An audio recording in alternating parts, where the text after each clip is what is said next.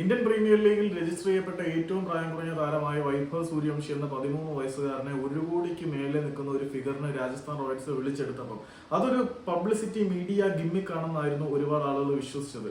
പക്ഷെ പിന്നീടുള്ള മത്സരങ്ങളിൽ വൈഭവ് സൂര്യവംശി തുടർച്ചയായിട്ട് പരാജയപ്പെടുന്നത് ഈ ഒരു ആശങ്കയെ വളരെ വലിയ, അല്ലെങ്കിൽ ഈ ഒരു സംശയത്തിന് വളരെ വലിയ ബലമൊക്കെ നൽകിയിട്ടുണ്ടായിരുന്നു. അതേസമയം രാജസ്ഥാൻ റോയൽസ് വൈഭവ് സൂര്യവംശിയിൽ ഉറച്ചു വിശ്വസിച്ചിരുന്നു.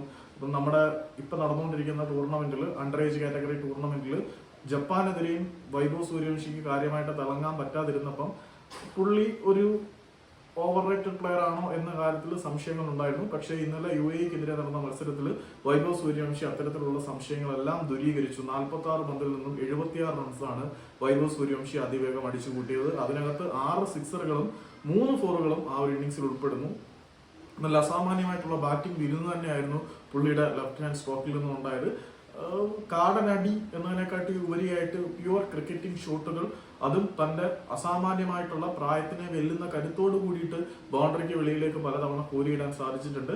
UAE അത്രമാത്രം കരുത്തുള്ള ടീമാണെന്ന് പറയുന്നില്ല. ഇതിനകത്ത് ഒരു കാര്യം പറയാനുണ്ട്. ജപ്പാൻ ഒരുപാട് ഇമ്പ്രൂവ് ആയിട്ടുണ്ട് കേട്ടോ. ജപ്പാൻ ഈ സിംഗിൾ ഡിജിറ്റ് സ്കോറിൽ അല്ലെങ്കിൽ 2 ഡിജിറ്റ് സ്കോറിൽ ഓൾ ഔട്ട് ആവുന്ന ഒരു ടീമിൽ നിന്നും വളരെ വേഗത്തിലാണ് ജപ്പാൻ തിരിച്ചു വന്നത്.